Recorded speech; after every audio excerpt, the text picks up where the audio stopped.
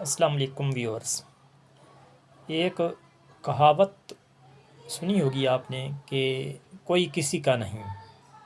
آج میں آپ کو ایک ایسی کہانی بتاتا ہوں جس میں واقعی بتایا گیا ہے کہ کوئی کسی کا نہیں۔ پرانے وقتوں کی بات ہے کہ ایک بھولا سا آدمی، مجذوب آدمی یہی کہتا ہوا جا رہا تھا کہیں کہ کوئی کسی کا نہیں۔ تو اس کا گزر بادشاہ کے محل کے قریب سے ہوا۔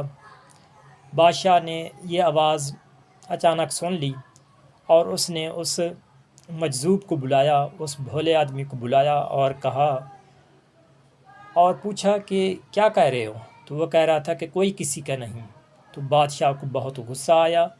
اس نے کہا کیوں؟ میں تو ہر کسی کا ہوں، میں کوئی نہ کوئی کام کر سکتا ہوں۔ مثلاً اس نے ایک سزا یافتہ، موت کے سزا یافتہ مجرم کو آزاد کر دیا اور ایک راہگیر کو جاتے ہوئے راہگیر کو پکڑوا لیا اور اسے قتل کروا دیا اور کہہ دیا کہ میں تو سب کچھ کر سکتا ہوں، میرے تو یعنی کہ اختیار میں ہے، میں بھی ہر کسی کا ہو جاتا ہوں، کسی کا ہوں یا نہ ہوں، جو بھی میرا ایک اپنا سلسلہ ہے۔ بہرحال اس کو مجذوب کو یہ بات سمجھ نہ آئی، اس نے پھر بھی کہنا شروع کر دیا کہ کوئی کسی کا نہیں۔ تو اس بات پر بادشاہ کو بہت غصہ آیا۔ اس نے اس مجذوب کو، اس بھولے آدمی کو قید کروا دیا۔ کہتے ہیں کہ کافی عرصہ 8 سال، 10 سال، 5 سال کے بعد اس بادشاہ کی بیٹی شہزادی بیمار ہو گئی، اور جب وہ بیمار ہوئی تو شاہی طبیب نے، بڑے بڑے ڈاکٹرز نے علاج کیا، وہ صحت مند نہ ہوئی۔ آخرکار وزیر نے مشورہ دیا کہ جتنے بھی قیدی ہیں ان قیدیوں سے کوئی نہ کوئی بار بار علاج پوچھا جائے، ہو سکتا ہے کوئی اس طرح کا کوئی علاج ان کے ذہن میں ہو اور شہزادی صاحبہ کے علاج کرنے کے بعد وہ ٹھیک ہو جائیں۔ تو سارے قیدیوں کو بلایا گیا، انہوں نے بھی اپنے اپنے طور پر علاج بتایا، لیکن پھر بھی وہ شہزادی صحت مند نہ ہوئی۔ آخرکار اسی مجذوب کی باری آئی تو اسے بھی یہی کہا گیا کہ کوئی علاج، کوئی ترکیب تمہارے ذہن میں ہے تو اس شہزادی کو ٹھیک کرنا ہے، یہ بیمار ہے، یہ تندرست ہو جائے۔ اس نے کہا جی ہاں میرے پاس ہے۔ تو بادشاہ نے کہا بھی بتلاؤ۔ اس نے کہا کہ کم از کم 5 یا 6 کھانے پکایا جائیں، چاول پکایا جائے، حلوہ پکایا جائے، گوشت پکایا جائے، قورمہ پکایا جائے، پتہ نہیں کیا کیا چیزیں اس نے گنوا دیں۔ تو 6 7 5 دیگیں تیار ہو گئیں۔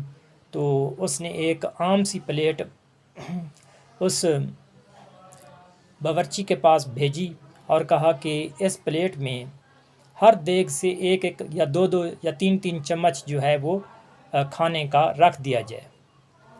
تو انہوں نے 5 6 کھانے ایک پلیٹ میں رکھ کر دے دیے، 2 2 چمچ کر کے یا 3 3 چمچ کر کے۔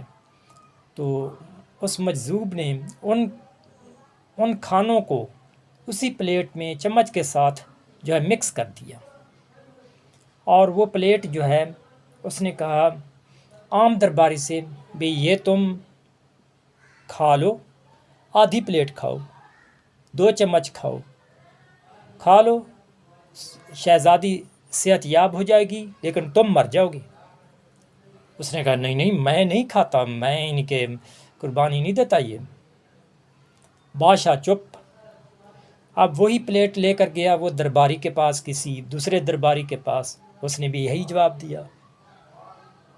وہی پلیٹ لے کر جب وہ گیا وزیر اعظم کے پاس، وزیر کے پاس، مشیر کے پاس، انہوں نے بھی انکار کر دیا۔ اب شہزادی کی والدہ زندہ نہیں تھی۔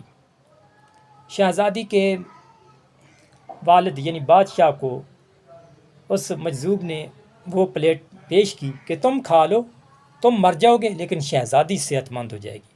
بادشاہ نے بھی اوپر نیچے دیکھا اور نہ ہی وہ انکار کر سکتا تھا نہ اقرار کر سکتا تھا، کیونکہ آگے اولاد تھی اور اپنی جان بھی تھی، بھی اپنی جان کو بچائے یا اولاد کو بچائے۔ بہرحال مجذوب نے دیکھا کہ بادشاہ بھی شرمندہ ہو گیا ہے، لاجواب ہو گیا ہے، تو اس نے بھرے دربار میں وہ پلیٹ لہرائی اور کہا کہ اے دنیا والو سن لو، کوئی کسی کا نہیں۔ اب اتنے بھرے مجمع میں، بھرے دربار میں کوئی ایک چمچ بھی شہزادی صاحبہ کے لیے کھاتا ہی نہیں ہے، تو اس کا مطلب یہ ہوا کہ کوئی کسی کا نہیں، البتہ میں کھا لیتا ہوں اور یہ شہزادی ٹھیک ہو جائے گی۔